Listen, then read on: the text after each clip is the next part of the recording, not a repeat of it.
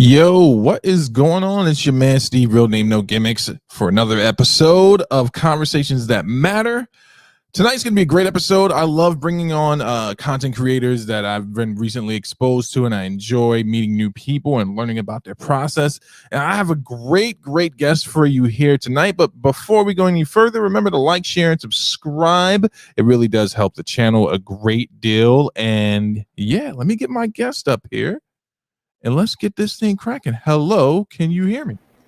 I am here. Can you hear me? Yes, I can. Yes, I can. Folks, you've tuned in for a great episode with someone I think is doing some amazing work on these YouTube and podcast street. I can't even begin to describe how much enjoyment I've gotten from your content, but let me allow you to introduce yourself and tell the people who you are. All right. My name is Sarah Jane, and I started a podcast called Rouge Radio, and it's basically just me dumping all of my opinions in different episodes on different topics. I talk about exposing pedophilia because that's something that I'm passionate about. I don't like to kind of sweep that under the rug. I feel like a lot of people now kind of want to try to accept that as a sexuality, and I'm not here for it. Your show. Huh? What's the name of your show, Sarah? And the name of your channel so the folks know for the official record. Oh, Rouge Radio. Rouge Radio. Sarah, I gotta tell you honestly, man. So you first came on my radar while I was in doing fanboy modeling school with Mantis. And I forget what hot button political issue he and I were discussing or disagreeing on that night. And I was reading some of the things you contributed in the chat. And I was like, interesting. And you dropped your link that night. And I was able to find the channel. Unfortunately, my YouTube is set to clear my history. Right? So I could never find things I was looking at unless I save it to a playlist. But then, I went back after you sent me the link, and I've been watching all of your content. And yes, your passion for exposing pedophiles, discovering and unraveling conspiracy theories, all of it absolutely amazing. Let's start at the beginning. Where are you from? How'd you get started? Well, I am from Ohio, and I started around the time when I started my job as a recovery coach. I realized that when people, I realized a lot of people have different struggles, of course we kind of adopt that as an assumption where, yes, people do have different struggles such as domestic abuse, all of that, but you never really actually see it firsthand until you meet somebody.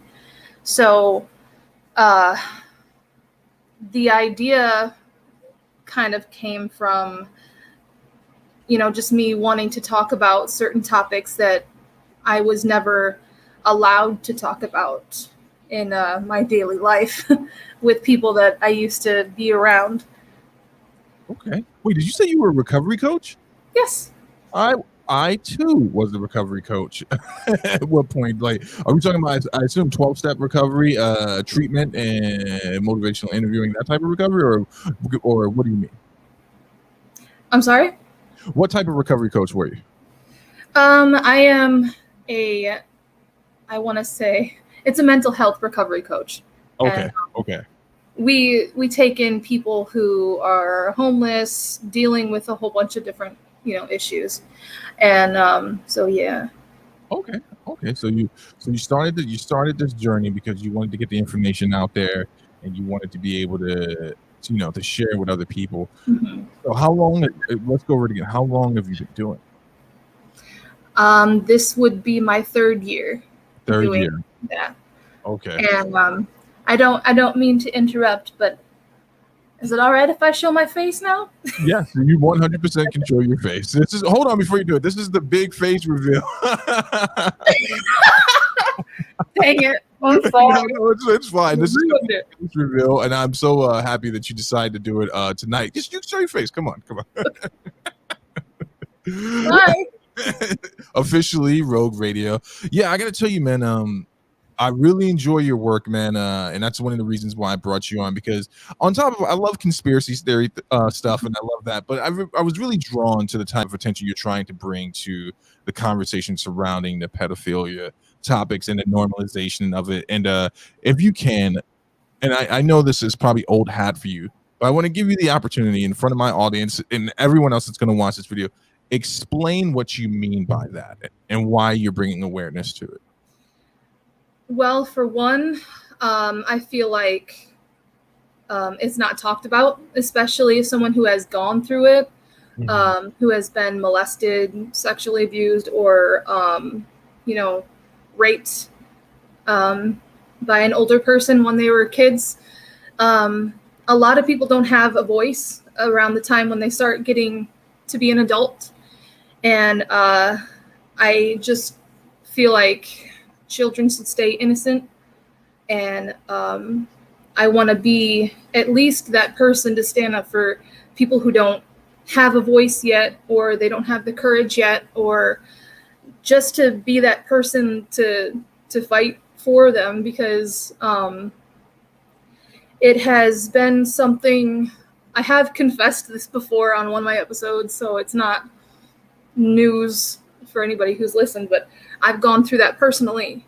And so it is very close to my heart to fight for people who end up being victimized by older men or women. Okay.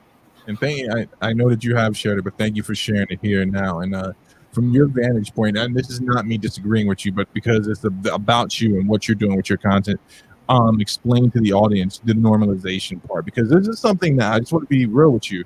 When you said, when I checked your IG and I was doing the research and everything, getting everything together for tonight, and you had announced maybe a few weeks ago that you were thinking about doing a face reveal. Mm-hmm. And after listening to the content, I was like, okay, no one would begrudge you if you decided not to, right? Because it's pretty hard hitting content. And sometimes people don't understand why people don't do face reveals, because it's like, hey, I don't want it to be about who's doing it. I just want the information to regroup. So let's just talk, break down the normalization part for the audience. The normalization of pedophilia? Yes, ma'am. I feel like in this new generation, I think it's Generation Z. Is it right? They haven't experienced anything because they're so young. So what they see in the LGBTQ, now, trust me, there's good people in the LGBTQ and there's toxic people in any community. That's just how it is. But when young kids see that, they're influenced right away about like what people want to normalize. There are professors out there, I think in New York, that are trying to normalize pedophilia because they want to include everyone. And the fact is that it's fine if you want to include people, but you have to understand that victimization should never be included. These are people who, hurt young kids, and I don't think it should ever be a sexuality or an identity,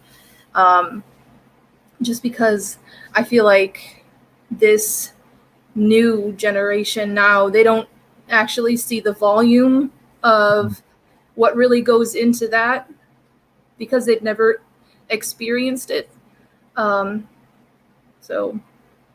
No, and I get that. One of the episodes I was listening to, because the first time this had ever come across like my table, and I'm ashamed to admit this, and I'm ashamed to say this, is watching an episode of Law and Order. This was years back, and it was as the Special Victims Unit, right?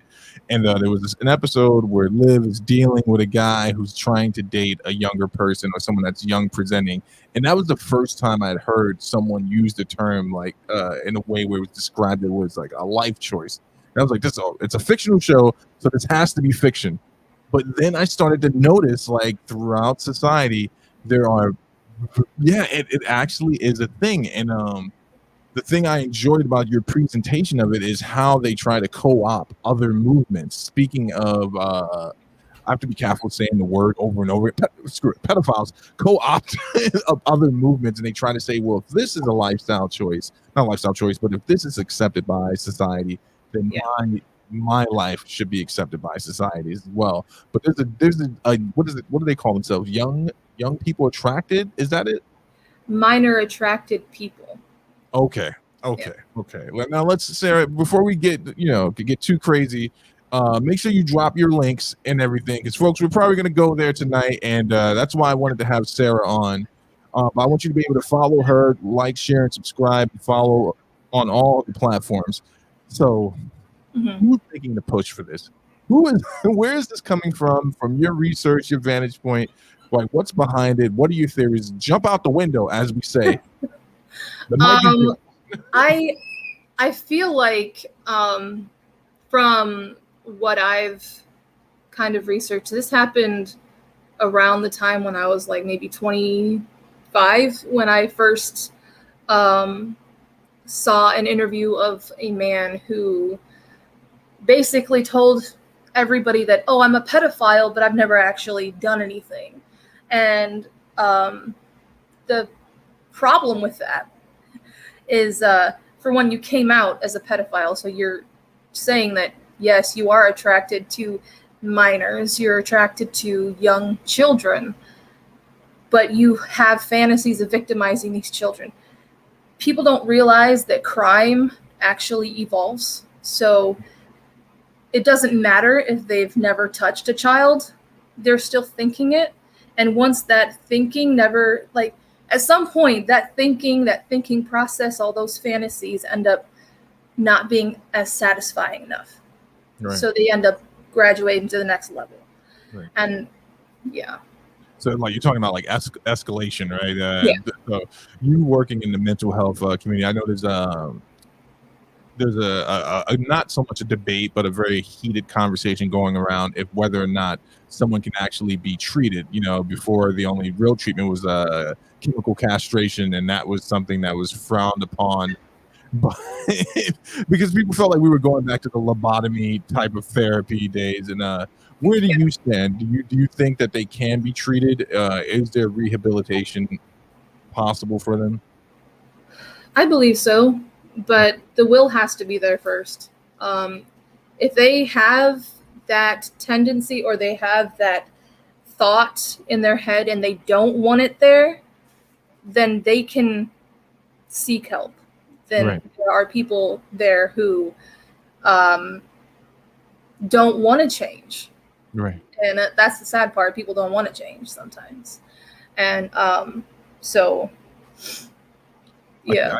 I think that another thing I enjoyed while I was doing my research for the show is I could hear that you have a balanced approach to it, but you're kind of like a gorilla in certain instances. So you are exposing some people on YouTube, and I'm not mad at you. So let's get into that portion. I think it's like a creative process for every content creator. But tell me about the very first Expo video or Expo podcast you did. What brought you there? Oh man, I'm gonna have to think about who was the person that I did first. I think it was Dobby Vanity. Okay, who's that? Dobby Vanity was the lead singer of Blood on the Dance Floor. It was back in the emo movement in the 2000s, 2007s sort of thing. And he wouldn't just victimize young girls, but he would also victimize women that he would work with as well. And then, so when you did that video, what was that like for you? Because I know whenever I do a show like this, or when I black out on Fanboy, or I go off on the topic, I usually the next day I wake up and I was like, though I believe everything I said and I believe it's right, I'm like, this might have went too, that's on the internet now. How was that like for you after creating the content? It was usually when I get inspired to do something like that, it's more of like I have to do it. Like, I have so much passion for talking about it that once I get it out, I'm like, okay, now I can move on to the next thing. It's almost like a release, I guess. Like pressure valve's been pulled. Yes. A part of me knew that you were going to kind of be shy, like when we spoke. But folks, you're not getting the full representation. You got to go check out Rogue Radio on YouTube. Like the opening's great, the music is great. There's one episode where you were doing it, and I want to ask you some questions about some other celebrities, and we'll get into some conspiracy theory stuff. But there was one episode where you were like, basically, I could hear you pumping yourself up. And you were getting ready to lay waste to someone. Now, let me ask you a question. Ezra Miller, do you know who this is? Are you familiar with Ezra Miller? I wanted to know your thoughts on him being, genuinely a physically abusive and verbally abusive person, but now, allegations of grooming someone into adulthood. What are your thoughts about that? Yeah.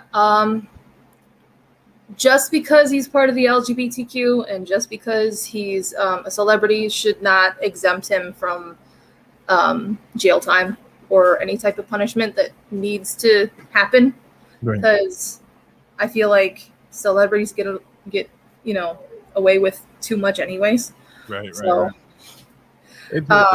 rough. It's rough. Sorry, go ahead. There's a delay on my side. Go ahead. No, you're fine. But as far as finding out that, I found that out on Mantis's channel, what happened. Right. But I haven't actually. So he's grooming, right? It's a very, very complicated situation. Like I found out about it a little bit before Mantis did a show, and it was I guess a statement made by the person's parents who is the victim of this, that it's been going on since they were like young. Right, and then flew this person out multiple times, and now Memphis, I know you're here. Tap in. Apparently, they can't find Ezra or this person at this point. They're still looking for them. So when you see stuff like that, and I know that I'm going to choose my words carefully here. Do you feel as if though people who would harm children and try to normalize it, are they trying to co-opt or make themselves a part of the LGBT? Not saying that the LGBTQ. Listen, people, to what I am saying before you all start writing in the chat. I'm not saying that functioning members of the LGBTQ plus community are these people, but do you think that these people are trying to co-opt their movement and use it to normalize their lifestyle and make it mainstream? Of course. People, I think now, since conspiracy theories are like a big thing, right? Everybody wants to know what's like behind the curtain and all that. Right. I think a lot of people know what's going on now, but the thing is that this has been going on for so long. This has been going on for a very long time. Pedophilia runs in Hollywood. That's the thing. Yes. And it's normal to celebrities who do it, of course. And I feel like if they end up trying to involve themselves in the LGBTQ, it's going to be easier to victimize children and not have any penalties, especially for normal people who want to do that. And so, yes, I do believe that, they do want to try to include themselves in the LGBTQ. Do you get any pushback or any like criticism because people that aren't actively listening to what you're saying? Like, does anyone ever like say, well, what do you like? Do you ever get any of that madness? No. I think now. I'm getting it now. No. So after this, if your channel like starts getting some traffic, trust me, because what you're saying is so important though, and it's amazing because not too many people. I think it's because you work in the mental health field that you're able to identify these things as well. You were talking about conspiracy, so let's go there. Okay. The Epstein Island, Ghislaine Maxwell, the greatest, not by great in stature, but the most well-known and will be remembered as the most infamous pimp to ever live on this planet. You got to give her title. She's the most disgusting pimp to ever walk through.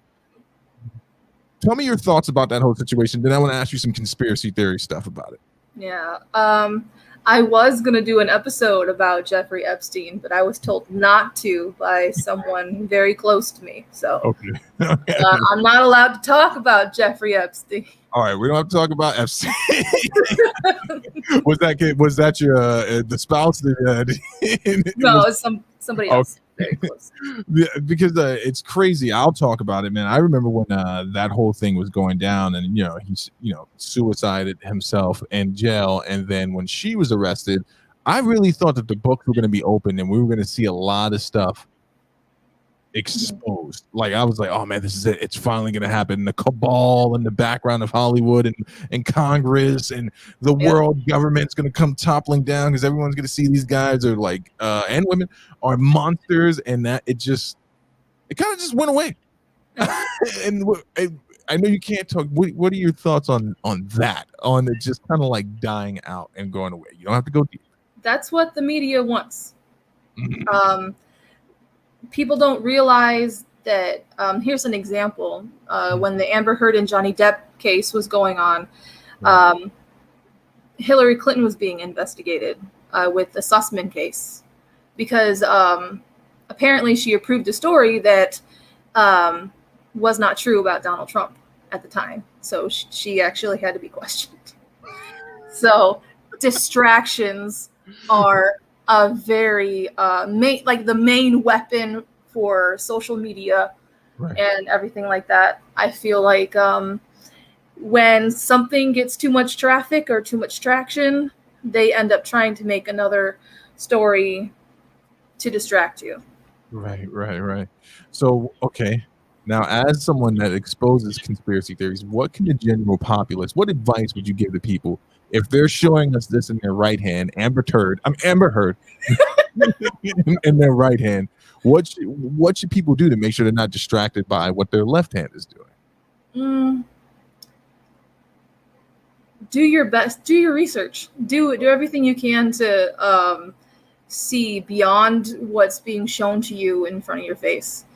Turning off the screen sometimes helps. Doing some having some reliable apps. I have Daily Wire, OAN News, and I know some people may not like that. That's fine. If you have anything else that you get your news from, don't rely on the television. Don't rely on the idiot box, I guess.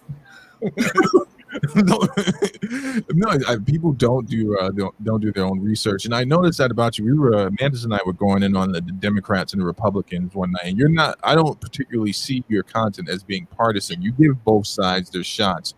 Do you think that is important in this day and age to be able to look down the middle and glean truth? Absolutely. So, because Republican or Democrat, they're part of the system. You got to be apart from the system. Because as much as I love Republican, representatives or people, sometimes they can let you down. Same thing if you're a Democrat. Some Democrats let you down, and relying on your own belief, relying on the information that you find, I feel is the best way to go. And just don't label yourself as Republican or Democrat, because that's exactly what the system wants. Be a truth seeker.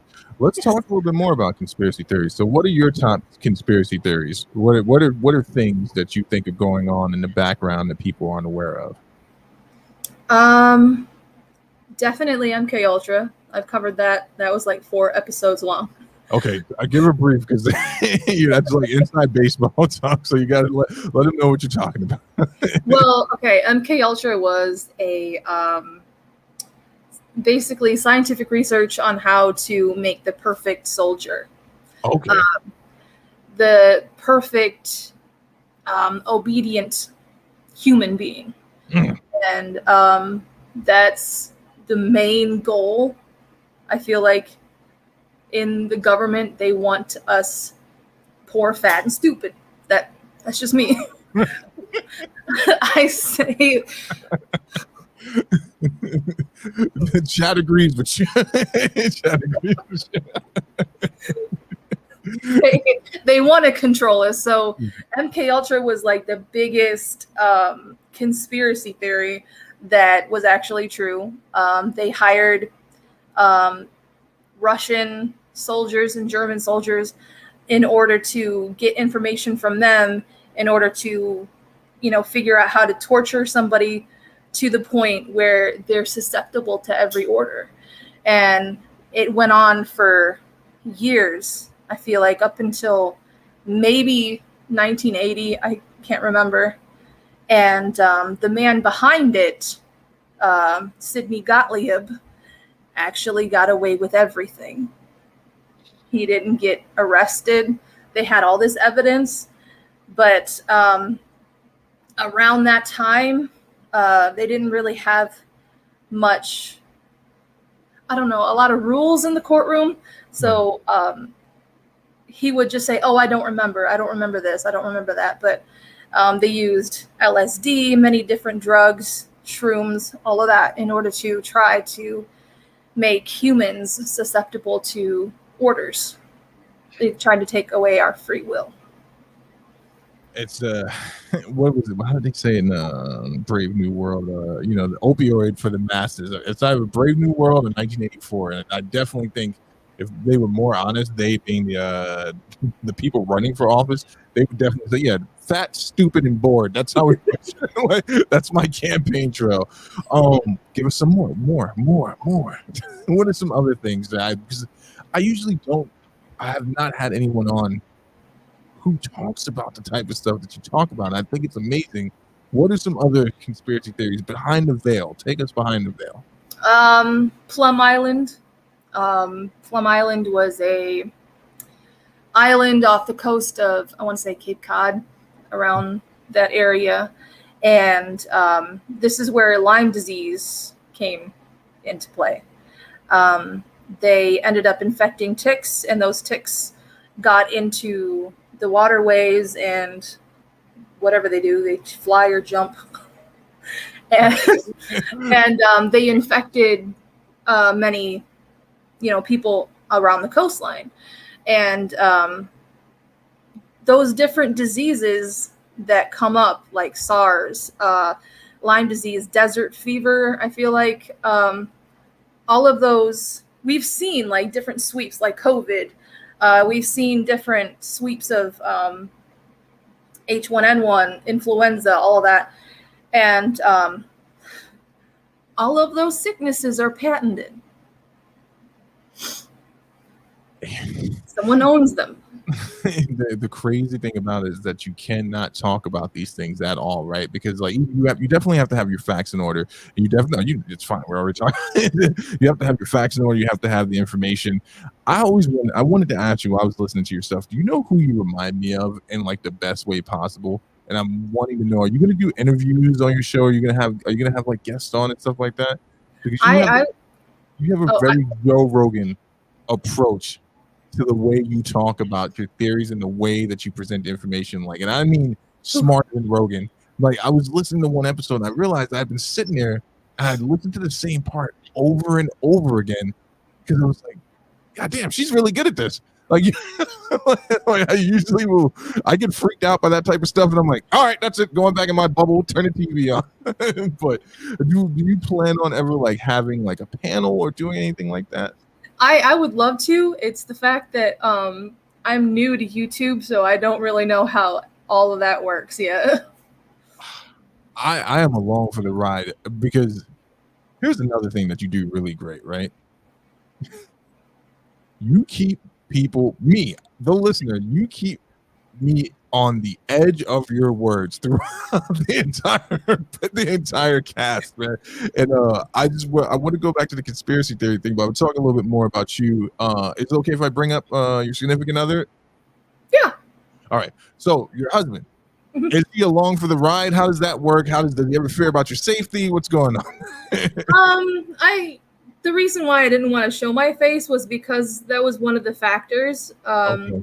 Because I didn't want to, I didn't want them to find me, but it's kind of cool that I'm not as popular as other people because I can get away with a lot of stuff. It's true. It's true. Right now, you can right where we're at right now in the social media realm, we can pretty much say what we want. It's when you start garnering, and you want to say everything responsibly, but yeah.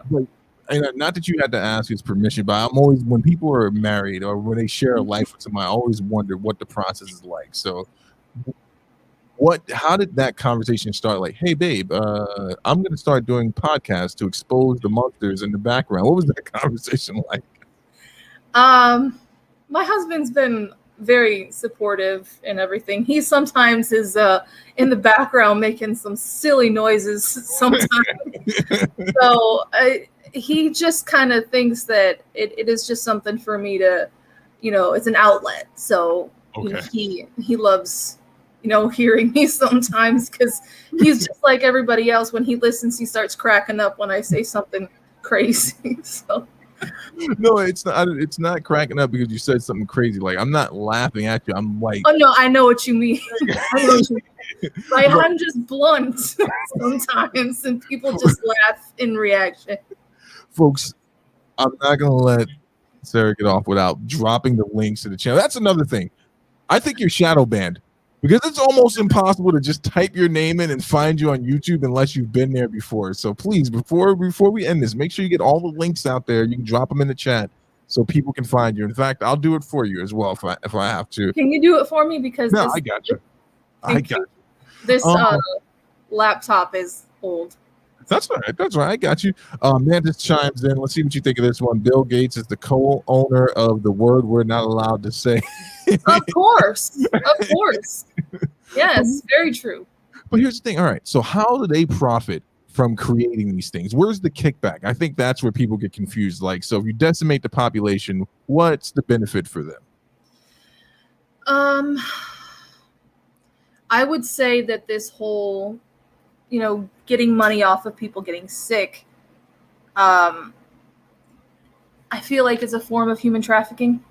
Okay. Only because there's a thing called the World Economic Forum where they can, they've allowed people to be sold in order to pay off debt. So that's probably something I shouldn't have said. So totally fine. But someone said it before me, so it's crazy too, man, because if you're into sci-fi at all, some things you were just watching a sci-fi movie, you're just like, no, that could never happen. There could never be this evil cabal. Yeah, and it's like, but then you find out it is true. It gets declassified. Let's talk a little bit more about your personal journey. So you work in the recovery field. Tell me about that. What led you to that work? I was a client of the company that housed me. So okay. I was mentally ill. I suffered from OCD and depression back in the day. And so I've always contributed to the company. They would put on art shows and I would be, the featured artist, or I would sing, or, just try to bring attention to mental health in any way I could. And they just asked me one day, hey, you've been living here for a long enough time. How about you start working for us? And I was like, sure, that's cool. And I have never had a job that I've loved so much. Wow. I feel like I'm at the place where a lot of people wish that they were at, where they go to work and they look forward to talking to people and helping people and stuff like that.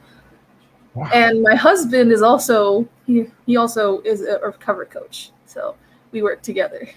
Is that how you guys met? No, we actually met at church. Okay. See, who said single ministry doesn't work, man? All you people complaining at the singles mixers of your churches, just give it a chance. Just give it a chance. I actually have a similar story. I went to a treatment center many moons ago, and I stayed there for 3 years. 1 year was against my, I was volunteered there by the great state of California, and then the next 2 years I was there voluntarily, and then I wound up becoming a counselor there, going to school, and then moving from out of the nonprofit into the private sector of it.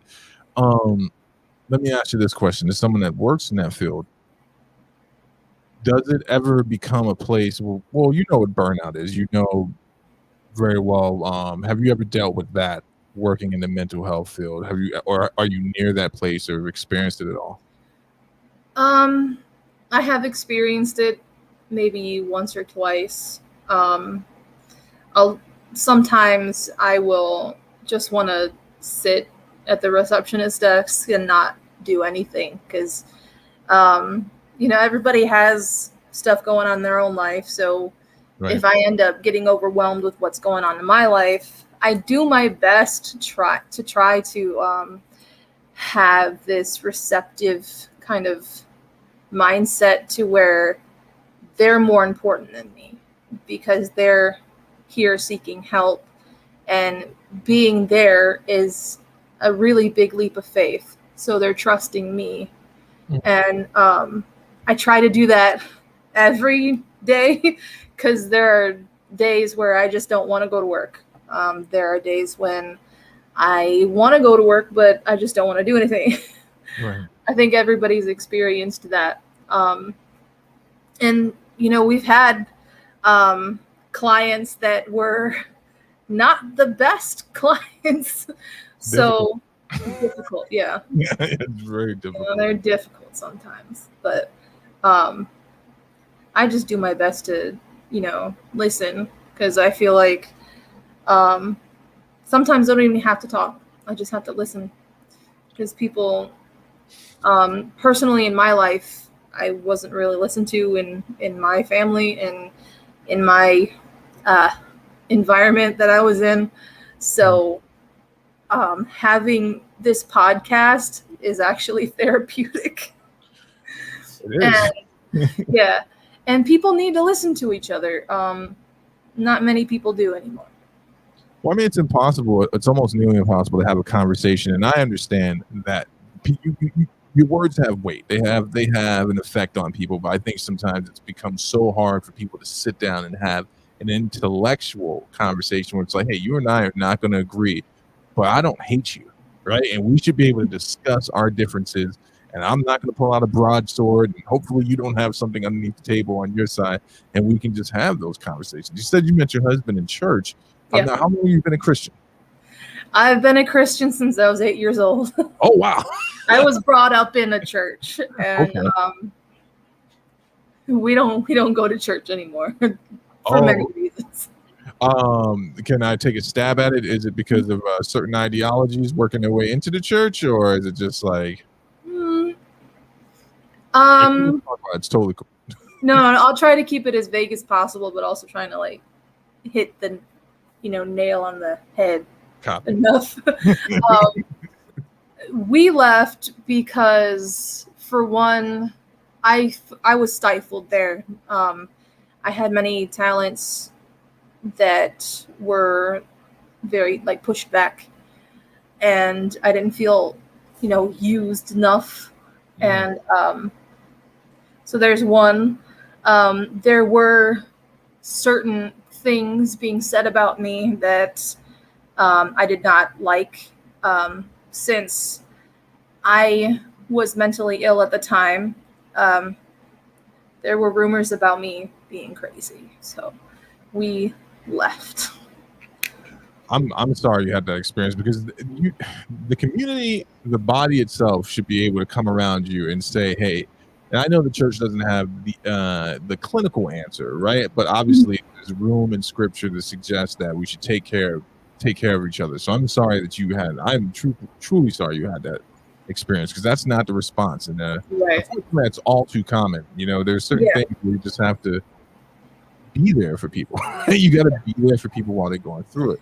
It's also, I think, since the charismatic movement came along, they don't really want to have a conversation with anybody, especially anybody that's different, or the black sheep of the congregation, So I'm not going to say that everybody was like that. Of course not. Right. I still have good friends that still go there, but church isn't always for everybody. So Look, I'm going to take you brought up the charismatic community. I'm going to say something and own the full weight of my words. This is not you saying this. I think with that group in particular, that sometimes they lean so heavily on the belief and the continuation of the gifts that when they can't resolve something that they think they have the power to resolve, then they ostracize that person dealing with it. Not all, but most. I've seen this happen to other people before, and I'm sorry that was your experience. I've had some deep conversations with those folks over there, and again, I can have a talk with them. I'm just like, I think you're wrong, but like, and I'm not going to use you as cannon fodder, but that's the point I'm trying to make. Like, the biblical response would have been, how can we support her family while she's going through this?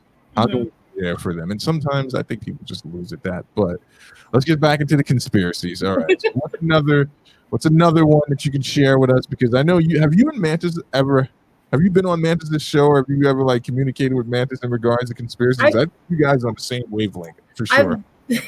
I've been on his call show and talked about a certain show, but I've never been on anything with conspiracy theories or anything like that. Because here's the thing, between the both of you, man, I'm like, man, I'm terrified. I was terrified when I woke this morning. Now I'm going to be terrified. The truth is looming in the background. I am definitely one of those people that drinks just enough of the opioid because the world is so scary, but I can't go fully into it. What's another one you would like to bring light to? Well, the show Stranger Things, right? Yes. Okay. This is something that I want to research, and the problem with conspiracy theories that there's so much information. Yeah. But what's the actor who plays Dustin? I can't remember his real name. Which one's Dustin? Is that the one that didn't have teeth for the longest time? Yeah. Okay.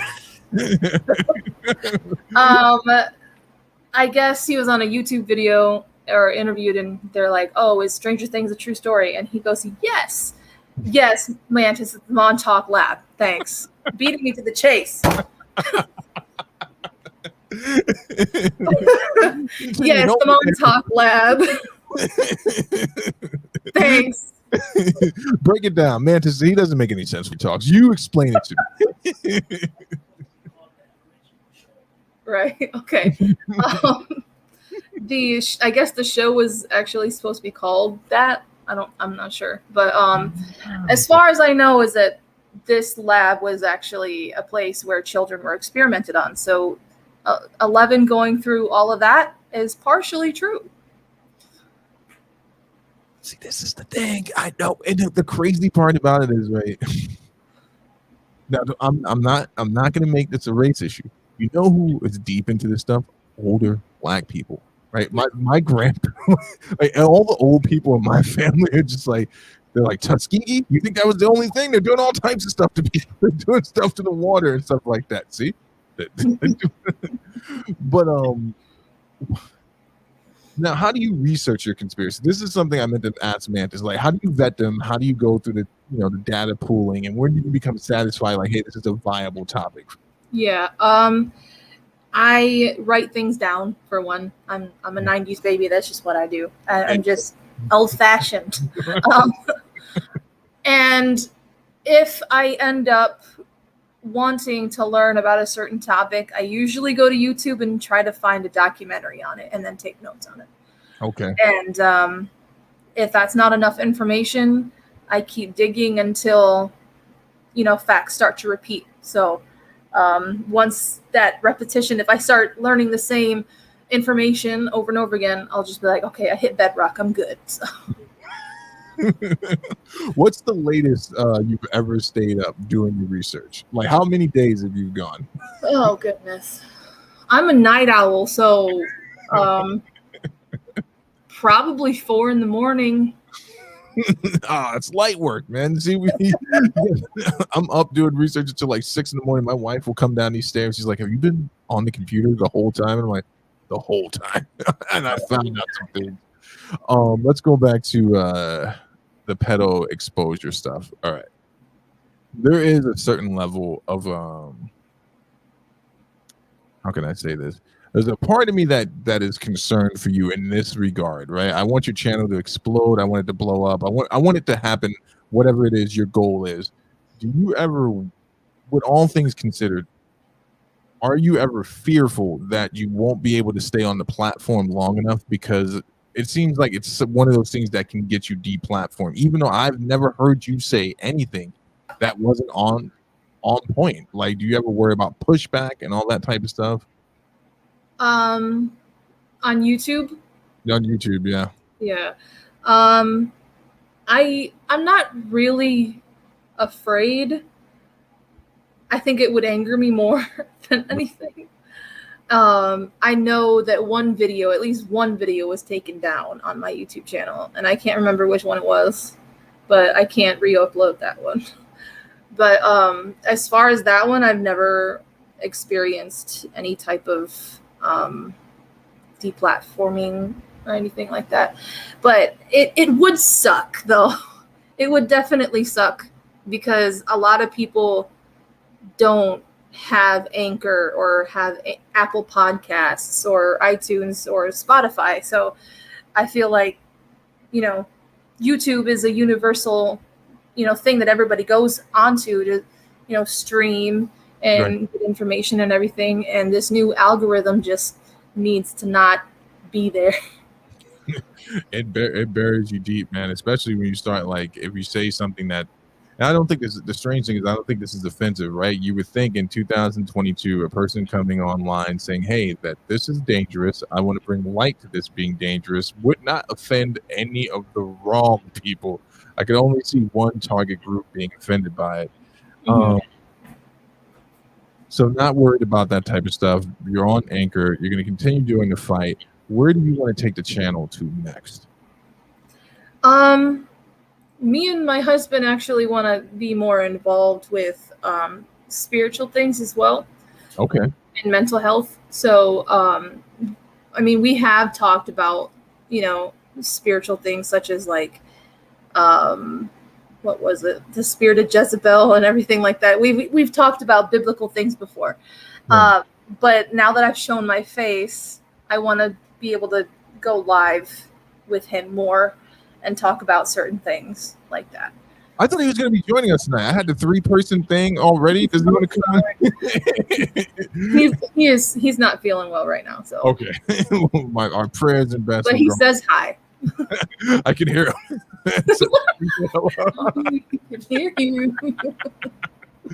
That's amazing. I honestly, man, you're a channel that I really do hope like blows up. But I have to tell you, just from one person to another, I enjoy it, and I mean that, like, seriously. Like, I sat down and I got through a bunch of stuff, and you got a fan in me, man. I enjoy your tenacity and your courage and the things you're saying. Give us another conspiracy before I let you go, or Mantis is going to freak out. But I want you to give me something that Mantis wouldn't know about, right? Think about his bald head pulsating. There is one. Okay. But I don't know if I'm allowed to talk about it. Wait, it doesn't. Okay. Just go for it. I've had a good run on YouTube. Let's just say human trafficking is not the worst thing happening to children. This probably is common knowledge. Some people are talking about it, but I don't know, this conspiracy theory, it starts with an A and ends with a chrome. Oh. Yeah. Yeah. And I want so much to talk about it, because it is a victimization of children. It's a way that it's the way that they're victimizing children, and it's something that right now they're trying to silence people about. Do you have any kids? No. It's one of those things as a parent, like, you think about how vulnerable your children are, and like, just, obviously look what's going on in Texas, right? Like, and other things you worry about. Did you have fun tonight? Yes. Did you just thank your husband? Did he bring you a drink or food? he just bought me food. So.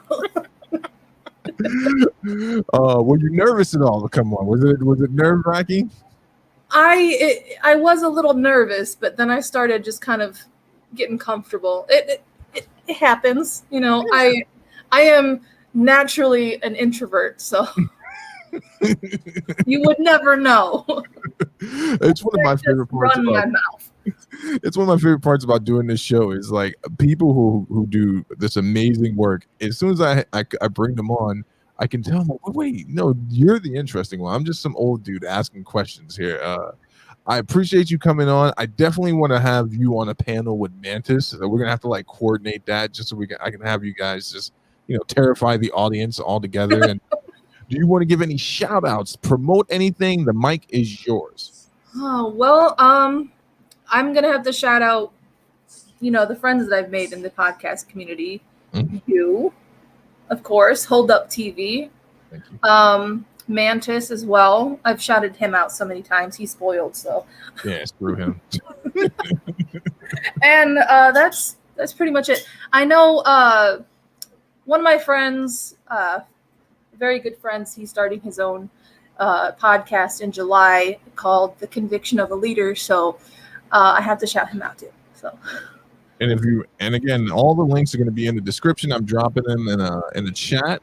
Sarah, it's been thank you. Thank you for agreeing. I know it's outside the normal comfort zone. I appreciate your willingness to do this. And yeah, we're going to get that panel going. Send our love to your husband. I hope he feels better. And hopefully we'll get him on the call next time. And absolutely. Yeah, he really wants to do this again. Well, with him.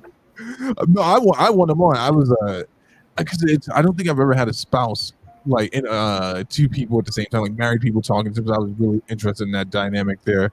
Folks, it's your man Steve, real name, no gimmicks, here with the Gorilla Expose artist herself. Do not try to hide your secrets. Sarah's of Rouge Radio. Links are in the description. They're in the chat. Let's go ahead and support the channel. Follow her on all her platforms, and it's good content. It's amazing content. I co-sign for it. Thank you again for being here. Thank you for having me. I'll see you guys at 10 p.m. for Dumbing Out. Lord knows what we're going to say on there tonight. Bye, sir. Bye.